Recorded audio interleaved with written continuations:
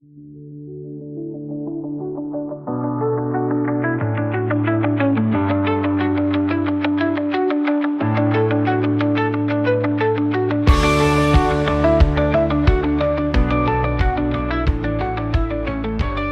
kali mungkin pembicaranya Pak Alfian, waktu dan tempat kami berikan.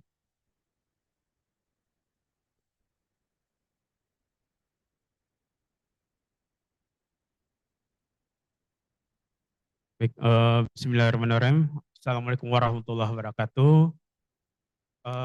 Terima kasih sebelumnya kepada AP3I atas undangannya. Mohon izin saya ngasih pemateri, Pak Prof. Mohon izin Pak Prof. Bapak sekalian undangan yang bersangkutan. Kebetulan saya dipercaya manajemen untuk memberikan materi dari sisi semen. Sebenarnya dari sisi semen Pak, bukan dari sisi konkretnya. Nanti dari sisi konkretnya detailnya sebenarnya ada dengan Pak Sam, Direktur Motif Mulia. Tapi nanti karena judulnya adalah bagaimana menggunakan sumber ramah lingkungan untuk segmen precast dan ready mix, maka nanti sedikit juga saya akan nyinggung nanti hasil trial dari penggunaan semen-semen non-OPC. Jadi saya tidak berbicara semen PPC PCC saja Pak. Kenapa? Karena pemerintah itu sudah mengeluarkan beberapa SNI yang berhubungan dengan semen yang ramah lingkungan ini. Jadi nanti saya akan jelaskan standar yang digunakan apa, mulai dari IN standar, STM standar, sampai nanti ke SNI. Nanti semen refer ke 3 standar itu. Ketika berbicara masalah semen, judulnya adalah semen ramah lingkungan atau non-PC, precast dan ready mix ini sebenarnya kita ada membahas 3 hal. Pertama masalah semen, kedua membahas masalah precast, dan ketiga membahas masalah ready mix. Kenapa seperti itu Pak? Sebenarnya dari sisi kami, semen untuk ready mix dan precast itu berbeda. Kenapa? Permintaan untuk ready mix misalnya. Ready mix itu tidak membutuhkan early strength, tidak membutuhkan setting cepat. Bahkan mereka biasanya kalau nyuplai ke customer itu mereka menambahkan retarder, mereka menambahkan semen titius seperti fly ash untuk memperpanjang setting awal.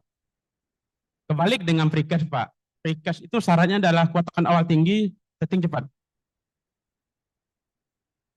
Secara ilmu semen itu berbeda sebenarnya Pak, tidak sama. Nah, tantangannya di sana bagaimana kita menggunakan semen non-OPC untuk precast yang bisa setting awal, kuat tekan awal cepat. 8 jam bisa minta 50%, 8 jam minta 20%, 16 jam minta 50%. Itu spek dari perusahaan precast. Ya Bapak mungkin yang perusahaan precast pasti seperti itu. Permintaan seperti itu. Kenapa? Karena dibutuhkan untuk, ya paling terutama untuk teman-teman yang stressing, itu kan untuk stressing awal ya. Biasanya seperti itu. Makanya mereka minta minimum strength terhadap beton. Oke, next Pak. Sama-sama kita lihat data ini. Kebetulan data yang ada ini adalah data 2020. Maaf saya berdiri ya Pak.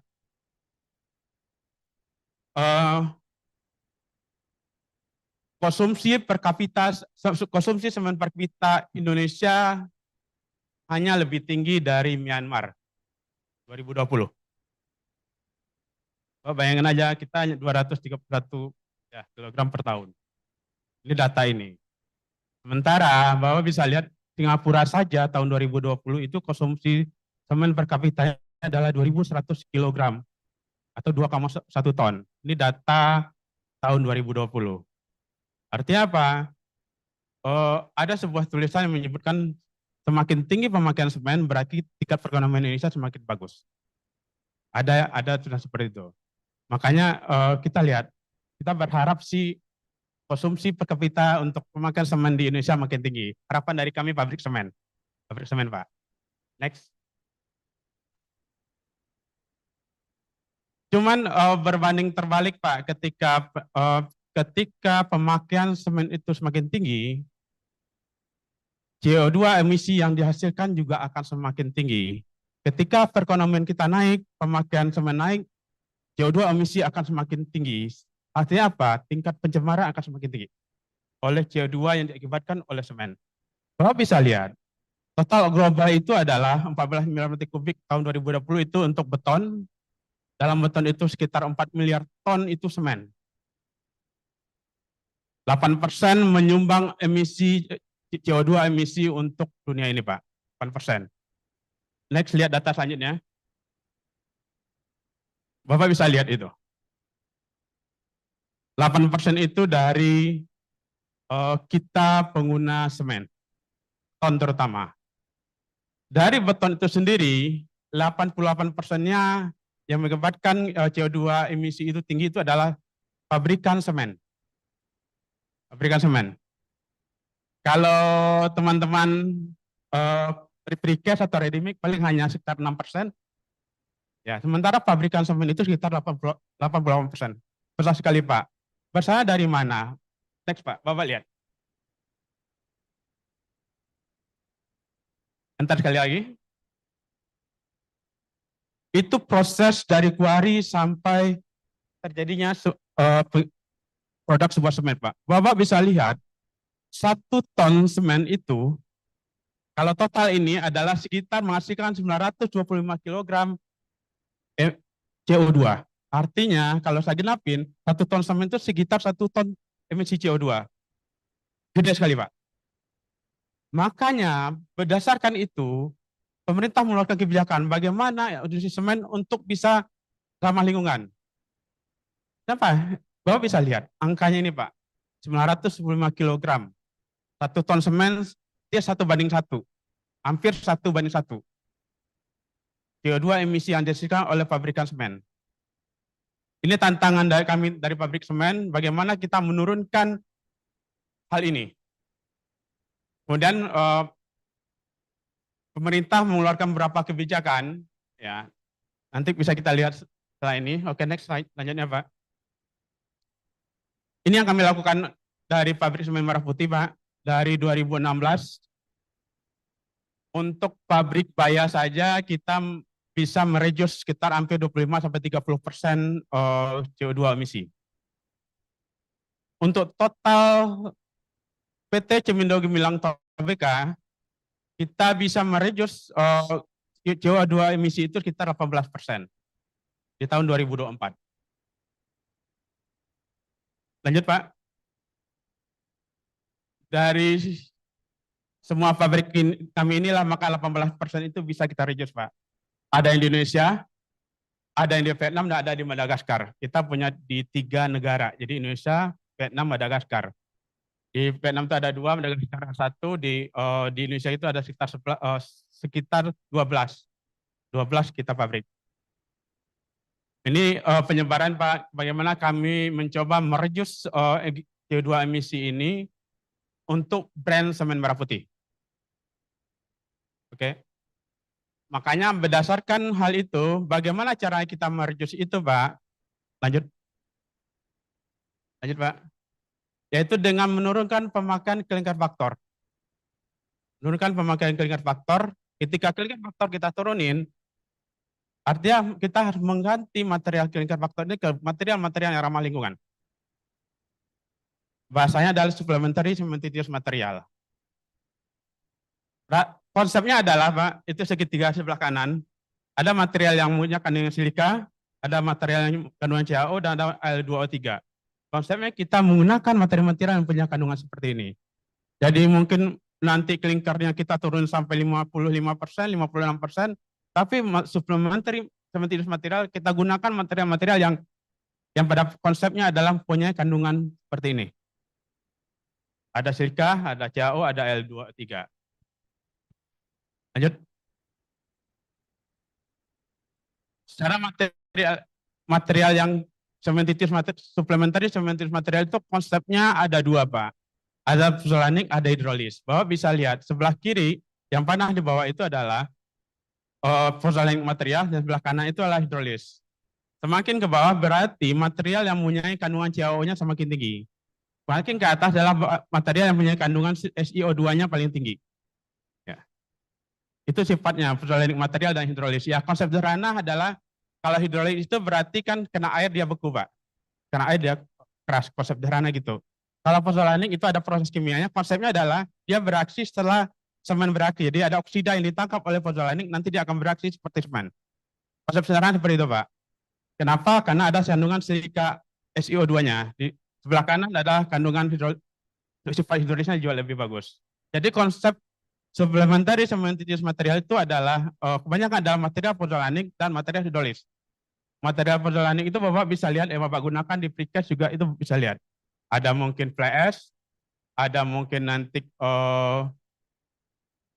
teras yang dihaluskan, pasir silika yang dihaluskan juga bisa. Sementara kalau yang hidrolis material salah satu contoh adalah GGBFS, penggunaan slag powder. Lanjut. Ini efek dari supplementary cementitious material ya. Ada fly ash, slag, silikapium, natural pozzolan yang kasih sal sampai metakolin. Itu material-material yang bisa digunakan sebagai SCM. Ini efek sifatnya, ada yang bisa menurunkan air strength, ada yang bisa meningkatkan air strength, ada yang bisa memperkecil permeability, artinya permeability sebagai bagus, ada yang memperkecil solar increase-nya, kemudian alkali reaksinya juga ada bisa memperkecil ya. Artinya material-material yang kita gunakan itu pasti punya efek terhadap aplikasi nanti di fotonya. Ini Pak, mungkin nanti bisa dipelajari kalau memang materinya di-share dan silakan nanti pelajari berlanjut. Ya, ini hanya pengenalan aja. Lanjut Pak. Lanjut, ini juga efek dari materi yang digunakan di semen. Oke. Bapak bisa lihat Pak. Di Indonesia yang kita kenal itu semen hanya OPC doang Pak. OPC. Sementara berdasarkan IN standar, ini yang tahun 2011 ya Pak, minimal dia ada 27 produk semen. Sementara kita hanya mengenal OPC doang. Bapak bisa lihat, dia menggunakan ada GBFS, silikapium, pozzolan, fly ash, bansal, sama limestone. Ini berdasarkan IN standar Pak. Ada 27 produk. Kita hanya OPC. Padahal OPC itu kita sama-sama tahu Pak, penggunaan clinker faktornya tinggi sekali. Serendah-rendahnya clinker faktor OPC itu di sekitar 88. Itu udah paling rendah. Artinya apa Pak? Sekarang ini bagaimana kita menggunakan semen non-OPC yang menggunakan clinker faktor serendah-rendahnya, tapi menghasilkan kualitas beton atau aplikasi sebagus-bagusnya. Ini berdasarkan IN standar Pak. Kalau yang 2020 yang terbaru, setahu saya itu ada sampai 35 tipe semen. Ya. Ini tahun 2011 yang keluar. Kita lanjut. Berdasarkan IN standar, itu ada 3 tipe. Ya.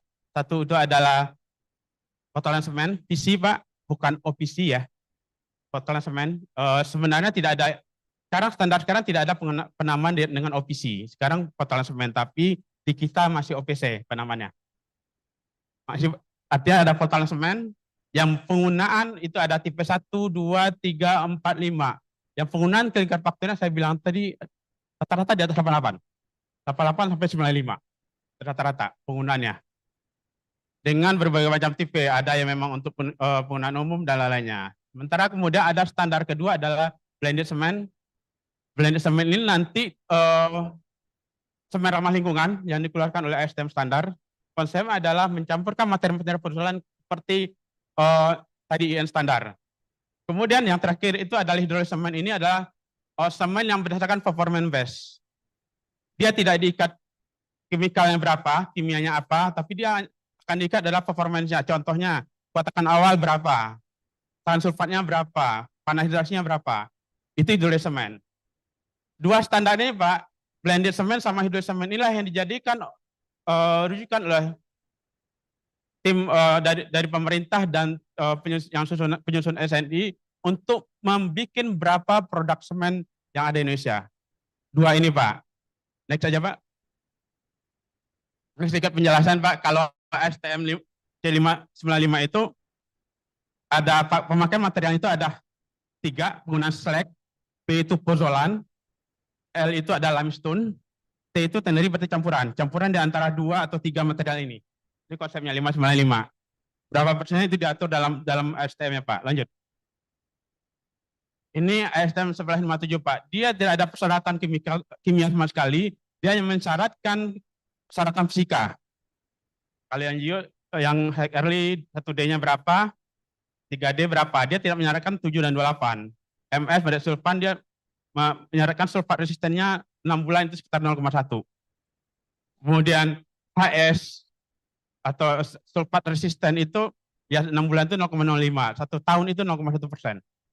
Jadi tidak ada mempersyaratkan kimia berapa, speknya berapa. Kenapa seperti itu Pak? Kenapa? Karena sekarang ini kan kebanyakan spek teknis kita itu selalu menyebutkan OPC tipe 1. Padahal nanti yang diminta oleh proyek itu adalah speknya adalah contohnya minta beton yang tahan sulfat, beton yang pernah hidrasi rendah. Padahal itu kan performance. Apakah benar OPC saja yang bisa memastikan beton seperti itu? Kan tidak. Makanya ada keluar ASTM seperti ini. Maka dari dua itu, kemudian pemerintah mengeluarkan berapa buah SEI standar. Silakan lanjut Pak. Lanjut.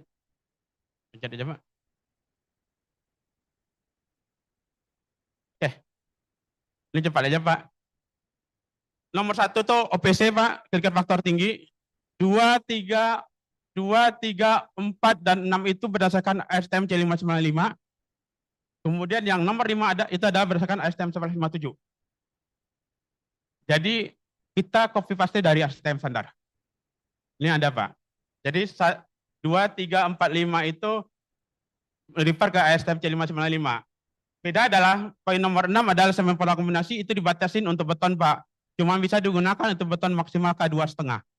Nggak bisa lebih di atas itu. Jadi hanya untuk pre umum aja. Lanjut Pak. Ya ini lanjut aja Pak. Ini standarnya 764 untuk SNI, PPC 0302. Lanjut. 8363 itu untuk semen slag. Terakhir itu 8912 untuk semen hidrolis. Oke. Untuk penggunaan umum masing-masing semen punya Pak. Lanjut aja. Lanjut Pak, lanjut.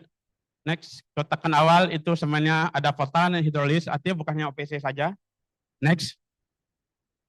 Untuk panel hidrasi dan sulfat sedang itu bukan hanya tipe 2 saja.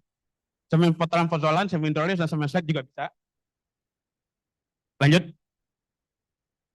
Panel hidrasi rendah Bapak bisa lihat semen apa yang bisa. Lanjut Pak. Sulfat tinggi juga Bapak bisa lihat. Oke, next Pak.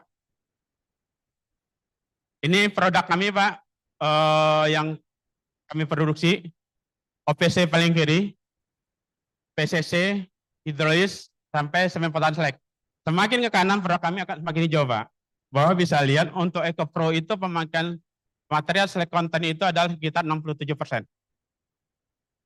Jadi semakin ke kanan ini akan semakin hijau. Oke lanjut Pak. Ini semen tadi saya jelaskan sedikit masalah penggunaan semen tadi itu di beton. Next. Ini untuk ready mix dulu Pak. Bapak bisa lihat penggunaan semen konten yang tertulis 400 kilo tanpa penggunaan admixture Pak. Tanpa penggunaan admixture itu bisa menghasilkan K2,5 itu di 2 pandai 115%. PCC saja. Tanpa admixture. Di bawah dengan semen 414 itu kita menggunakan admixture retarder itu bisa sampai ke 300 serta 106%. Lanjut. Ini untuk ready mix ya Pak, segmen ready mix. Segmen precast. Semen 464 Pak, ini PCC Pak. PCC yang clinker faktor itu sekitar minimal 5657 Pak. Berdasarkan standar. Tipe F dengan menggunakan tipe F polimer itu FC40, 2 pandainya adalah 115%. Sementara di FC62 Pak. Ini bikin girder satu proyek di Kalimantan pakai PCC Pak, bukan pakai OPC. Bapak bisa lihat ini bikin girder untuk jetty di sana. Itu menggunakan tipe G polimer. Tipe G polimer itu di 8D itu sekitar 113%. Jadi bukan kita tidak menggunakan OPC lagi, tidak bicara menggunakan OPC lagi. Ini bicara PCC. Oke, lanjut. Ini bicara PCC.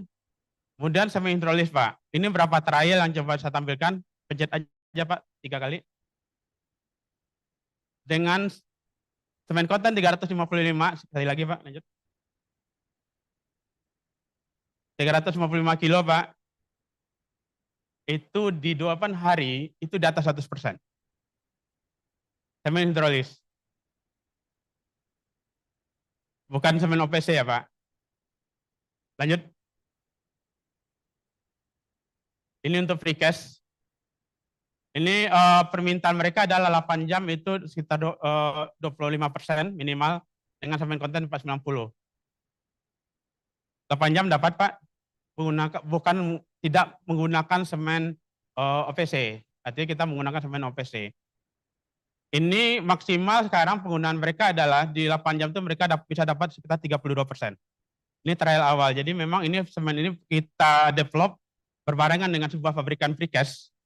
Permintaannya adalah bagaimana menggunakan semen non OPC tapi strength 8 jamnya itu dapat di atas 25%. Jalannya waktu itu, jadi kita develop semen itu sekitar setengah tahun Pak, sampai sekarang masih digunakan semen hidrolis. Jadi mereka untuk girder pun, untuk girder span valve juga itu tidak menggunakan semen OPC lagi. Mereka menggunakan semen hidrolis. Lanjut. Ini kali 500 Pak dengan semen 430. Ya. 16 jam dia bisa menghasilkan 49% dari target. Ini precast Pak, penggunaan semen hidrolis. Lanjut. Ini semen slag Pak. Kebetulan kalau yang kiri itu, yang FC 22,5 itu digunakan untuk ready mix, menggunakan slag content 20-30% di semen Pak, di semennya. Sementara untuk C50 yang di tengah sama C50 yang kanan itu semen kontennya adalah 65 dan 80% slag content. Bapak bisa lihat Pak, tapi memang ini bukan proyek Indonesia. Jadi permintaan dari spek luar. Jadi mereka minta semen yang memang ramah lingkungan dengan menggunakan slag content itu tinggi. Minimal 65. Slag content Pak, slag content. Jadi itu diproses dengan blend tertentu. Jadi kita untuk memproduksi GGBFS-nya kita juga punya standar sendiri sehingga bisa menghasilkan beton seperti ini. Jadi tidak asal giling terus sudah gitu. Enggak, kita punya standar sendiri. Bapak bayangin aja yang kanan itu semen 450 itu kebalik, slag contentnya itu 80% itu sekitar 350, kemudian 360 semennya hanya 90 kilo. C50 Pak itu di 1D-nya di awalnya rendah, tapi di 7D langsung di atas 1%. 124% 8 hari. Di tengah juga Pak, sebenarnya ini permintaan untuk customer kita di Singapura itu untuk pabrik kami di Batam. Kita menggunakan 65% Pak, itu di 8D-nya itu bisa 136%. Artinya apa Pak? Kesimpulannya adalah untuk memastikan sebuah mutu produk beton, kita bukan semen apa yang kita gunakan, tetapi bagaimana kita menggunakan material yang ada itu untuk bisa mencapai target yang kita inginkan Pak. Dari sisi semen seperti itu Pak. Artinya apa? Bapak bisa lihat. Jangankan clinker factor yang 65%, ini clinker factor yang 20%, OPC yang 20% saja, 8D-nya bisa 124%. Bapak bayangin aja, tadi kalau CO2 emisi 1 ton clinker itu adalah 1.000, kalau hanya menggunakan 20% OPC, berarti kan hanya 20% dari 1.000. Kecil banget. Permasalahan adalah, saya belum ketemu pabrikan precast yang berani menggunakan semen slag content tinggi atau menggunakan semen poton slag. Belum ada untuk produk Indonesia. Permintaan selalu ada dari luar, dari Singapura, kemudian dari kontraktor Jepang, tapi tidak ada permintaan dari precast yang ada di Indonesia. Itu aja. Saya nggak tahu kenapa, apakah karena tidak mau mencoba develop atau tidak mau berisiko dengan sebuah material yang baru, atau memang knowledge dari material engineering-nya yang mungkin harus kita tingkatkan. Saya nggak ngerti. Tapi sampai hari ini, jangankan menggunakan slag content 80%, menggunakan VCC untuk precast saja, paling hanya berapa persen? Ada Pak, tapi nggak banyak di Indonesia. Sekarang gimana kita mau mengurangi CO2 emisi kalau kita sendiri tidak berani menggunakan semen-semen yang non OPC, semen-semen yang ramah lingkungan. Ya, itu tantangan bagi Bapak-Bapak sekalian. Kalau Bapak mau coba trial apapun, silakan kontak Semen Merah Putih untuk dapat sampelnya. Kita fasilitasi. Yang penting bagaimana kita menciptakan yang green product. Green product dengan menggunakan green semen. Pak Itu aja Alfian, Pak. waktunya habis Pak Alfian. Yes, pastinya yang terakhir Pak. Silakan Pak. Baik, terima kasih Pak Alfian. Jadi ada tantangan untuk semen PCC ya, mau di trial dengan merah putih ya. Baik, waktu yang kedua.